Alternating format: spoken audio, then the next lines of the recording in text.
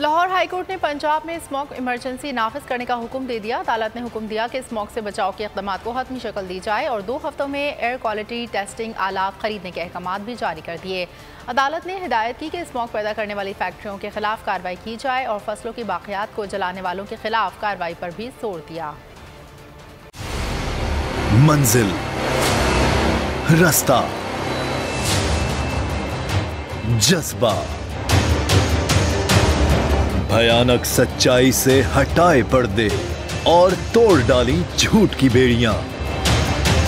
सलाखों से डरना कैसा जब चट्टानों ने पाला हो।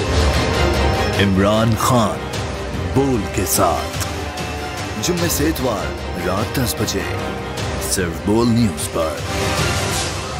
सबसे ज्यादा व्यूज, सबसे ज्यादा रील्स और सबसे ज्यादा रेटिंग के साथ बोल अब भी नंबर 1 पोजीशन पर बरकरार।